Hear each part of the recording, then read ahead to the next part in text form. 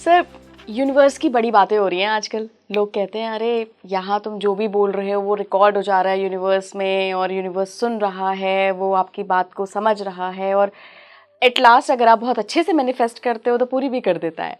क्या है ये, होता है क्या?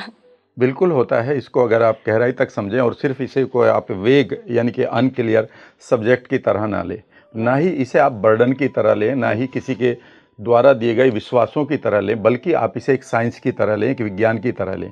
ज्ञान और विज्ञान, आप यूं समझिए कि अगर आप जहां यूनिवर्स की बात करते हैं तो हमारे पास एक अद्वैत सिद्धांत है जिसके साथ आप जुड़ सकते हैं। उसको जुड़ने के लिए आपके पास करीब करीब 4 या 5 बड़ी कलाएं भी हैं जिनको आप रोज़ यूज़ भी करते हैं।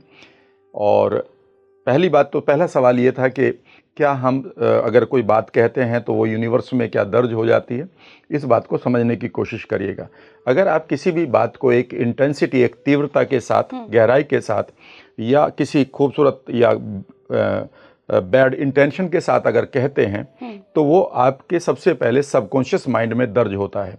जिस तरह से आप कहाँ से बिलोंग करती हैं, आपके पिताजी का, माताजी का चेहरा आपके मानस पटल पर है, ठीक है ना। आप कहाँ पर रहते हैं वो घर का चेहरा आपके मानस पटल में, मेंटल स्क्रीन पर है, ठीक है ना। आपके माइंड ने उसे एक परमानेंट सर्टेनिटी की तरह, निश्चितता की तरह रख लिया है। राइट। जब हम कोई भी शब्द बोलते हैं या कोई स्टेटमेंट बोलते हैं, उस समय अगर वो गहरी इमोशन यानी कि गहरे भाव के साथ बोल रहे हैं तो हमारे न्यूरॉन जो 86 बिलियन है हमारे माइंड में, जिनको हम सबकॉन्शियस माइंड या अनकॉन्शियस कहते हैं आम जनता के लिए, जिसको हम अवचेतन का स्टोर भी कह सकते हैं, वो वहाँ पर दर्ज हो जाते हैं। वो वहीं पर दर्ज नहीं होते।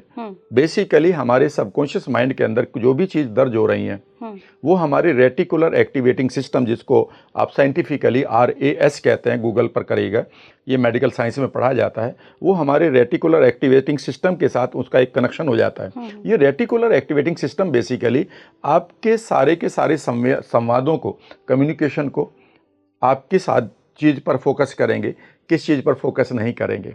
मान लेते हैं आप एक बेटी हैं ही, ठीक है ना, और आप चाहते हैं कि आपके पेरेंट्स बेहतर खूबसूरत लाइफ जिए, और ये आपकी एक गहरी वैल्यू है। तो ये वैल्यू दर्ज होगी आपके सबकॉन्शियस में, लेकिन अनकॉन्शियस के परे जो आपका रेटिकुलर एक्टिवेटिंग सिस्टम है वो इसको रीड करेगा। अच्छा। और रीड करने के बाद वो आपको ऐसे माहौल देगा कि यार ये रही वो चीज़ जो मुझे माँ के लिए खरीदनी चाहिए। वो पहले भी थी, पर अब आपकी वैल्यू, आपके मूल्य इतने गहरे हो गए हैं माँ के लिए कि अचानक आपको वो चीज़ दिखाई देनी शुरू हो जाएंगी जो माता जी के लिए या पापा के लिए बेहद ज़रूरी हैं, कल आपके बच्चे के लिए ज़रूरी हैं, ठीक है ना। तो बेसिकली जब भी आप किसी भी चीज़ को कहते हैं तो आपके वो दर्ज यूनिवर्स से पहले आपके सबकॉन्शियस में होते हैं, और सबकॉन्शियस में दर्ज होने के बाद जो बीच में एक आप कह सकते हैं कि माध्यम है, इस यूनिवर्स के साथ आपका क्या कनेक्शन होगा और जो माइंड में पड़ा हुआ है उसका नाम है रेटिकुलर एक्टिवेटिंग सिस्टम। तो ये बिल्कुल साइंटिफिक है। रेटिकुलर एक्टिवेटिंग सिस्टम को अगर आपने पकड़ लिया तो आप किसी भी चीज़ को दर्ज करा सकते हैं। अब आप कहेंगे कि यूनिवर्स के साथ कैसे जुड़ते हैं, वो हम बाद में भी लेंगे, लेकिन आप यूँ समझिए कि रेटिकुलर एक्टिवेटिंग सिस्टम बेसिकली आपकी सभी इंद्रियों को, चाहे वो इंटरनल आपकी सेंसेस हैं या एक्सटर्नल, फॉर एग्जाम्पल आप इस समय हाथी को देख सकती हैं अपने इंटरनल वर्ल्ड में, बिल्कुल, ठीक है ना। आप किसी हीरो को देख सकते हैं, आप माउंटेन को, रेड फोर्ट को देख सकते हैं, तिरंगा दिखाई दे रहा है आपको, और आपको राष्ट्रीय गान सुनाई भी दे रहा है, लेकिन वो बाहर नहीं है। बाहर तो मैं और आप बैठे हैं। तो इसका मतलब है कि आपकी अंदर की सेंसेस और बाहर की सेंस आपकी दुनिया को हमेशा प्रभावित करती हैं और उन्हें ट्रांसफॉर्म करती हैं, उन्हें क्रिएट करती हैं। लेकिन वो हमारी सेंसेस जाएं कहाँ? हमारे पास तो हजारों तरह के ट्रिगर आ रहे हैं। ये रेटिकुलर एक्टिवेटिंग सिस्टम तय करता है कि आपका फोकस कहाँ जाना चाहिए। जब आप छुट्टी हो जाएगी, अभी आप ऑफिस की मान लेते छुट्टी हो गई, इस पॉडकास्ट के बाद आपका टाइम हो गया, इमीडिएटली आप, अगर आपका फोकस ये है कि मुझे घर जाना है, मेरा बेबी है, मेरी फैमिली है, मेरे माता फादर हैं, मदर हैं, ठीक है ना, मेरे फैमिली मेंबर्स हैं, अब आपका फोकस लगा हुआ है, और इमीडिएटली आप एकदम से कैब करेंगे या वो ट्रेन या वो कैब करके या कोई मेट्रो पकड़ के ठक से वहाँ पहुँचेंगे। अगर वो पिक्चर हमारे पास नहीं है तो हम फिर कहाँ जाएंगे? कभी हम यहाँ खड़े हैं, कभी वहाँ खड़े हैं। जीवन में याद रखिएगा, यूनिवर्स के साथ जुड़ना और किसी भी गोल को पूरा करने का मतलब यह है कि आपका सबकॉन्शियस माइंड और उसके साथ सबकॉन्शियस माइंड किसको ये बताए कि ये मुझे चाहिए, वो भी आपके अंदर है, जिसको आप रेटिकुलर एक्टिवेटिंग सिस्टम कहते हैं, एक्टिवेशन कहते हैं। तो ये बड़ा कॉमन है। लेकिन सर कई बार इस टॉपिक पे बहुत चर्चा है, काफ़ी समय से चली आ रही है, आप खुद इस पे कोचिंग देते हैं, लेकिन लोगों का ये सवाल होता है कि ठीक है मैं समझ गया ये होता है, यूनिवर्स से आप बात कर सकते हो, मैनिफेस्टेशन हो सकता है, लेकिन हमारे लिए काम क्यों नहीं करती है, हम क्यों नहीं कर पा रहे हैं? क्या हर एक जगह पर जिस सीट पर आप बैठी हैं क्या वहाँ हर लड़की बैठ सकती है? नहीं। बैठ तो सकती है, पर क्या उसने अपने आप को क्वालिफाई किया है? राइट, ये सबसे पहली बात यह है कि प्रॉब्लम यूनिवर्स के साथ नहीं है, प्रॉब्लम यह है कि हम अपने आप को क्वालिफाई नहीं करते हैं। खुद सोचिएगा कि अगर आपकी मेरी सेल्फ इमेज ब्रोकन है, छोटी सेल्फ इमेज है, अगर मैं अंदर से 30 किलो का व्यक्ति हूं तो मैं 800 किलो का वजन नहीं उठा सकता, चाहे मुझे कितने भी मोटिवेशनल स्पीकर और कितने भी हमें ट्रांसफॉर्मेशनल बाबाज मुझे बात कर लें। मुझे उसके लिए क्वालिफाई करना होगा कि मेरे अंदर भी 200-250 किलोग्राम का वजन होना चाहिए, तभी मैं ट्रेंड करके उस 800 किलोग्राम को वजन को उठाऊंगा। ये लोग नहीं समझते हैं। अगर मैं अंदर से अपनी सेल्फ इमेज को खो चुका हूं, याद रखिएगा, मेरा अंगूठा मैनिफेस्ट नहीं करेगा, मेरा हाथ मैनिफेस्ट नहीं करेगा, मेरी लेग्स मैनिफेस्ट नहीं करेगी। मेरे अंदर कोई राम वर्मा है जिसको मैं सेल्फ इमेज कहता हूं, स्वयं की छवि कहता हूं। क्या उस सेल्फ इमेज को कभी आपने स्टडी किया है? इसलिए नहीं कर पाते हैं। मैं आज आपको एक चीज बता रहा हूं, साइकोलॉजी पढ़िएगा। हाँ जी। हम 6-7 साल की उम्र तक अपनी सेल्फ इमेज को खो देते हैं। कई बार हमारे टीचर्स हमें कहते हैं कि तुमसे ये भी नहीं आता, यू आर इडियट। तुम ऊपर वाले ने आपको और मुझे 100% बनाकर भेजा था, लेकिन with due respect to our teachers या जो भी एग्जामिनर्स हैं, उन्होंने हमें 60% बना दिया, 80% बना दिया। आपसे एक पानी गिर गया और अचानक किसी ने कह दिया यू आर इर्रेस्पॉन्सिबल, तुमसे ये भी नहीं हुआ।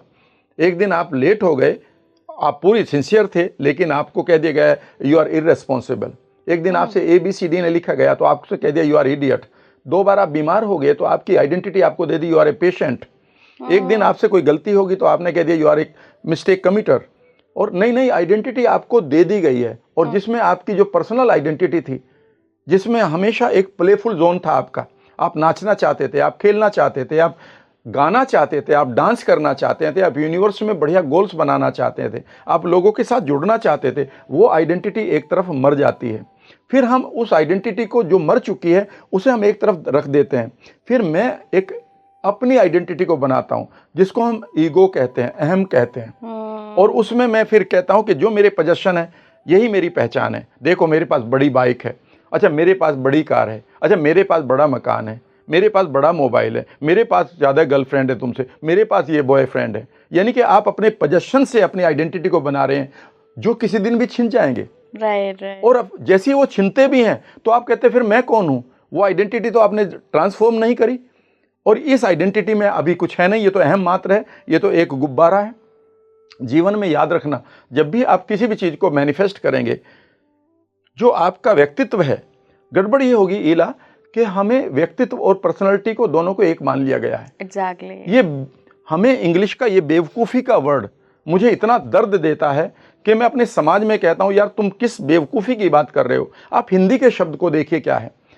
पर्सनैलिटी का मीनिंग होता है परसोना। परसोना का मतलब होता है मुखौटा, कि मैं राम वर्मा हूं पर मुझे सुग्रीव का रोल मिला है, तो मुझे 15 दिन की रामलीला में मेरा मुखौटा लगाया जाएगा, उसका नाम पर्सनैलिटी है।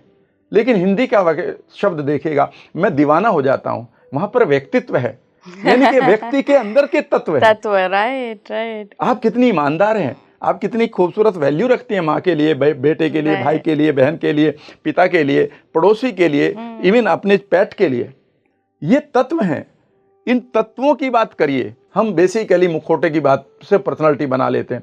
अगर आप किसी भी चीज को मैनिफेस्ट करेंगे तो वो मुखौटे से आई हुई चीज थोड़े दिन तक रहेगी, लेकिन तत्वों से आई हुई चीज हमेशा आपके साथ रहेगी। Right sir.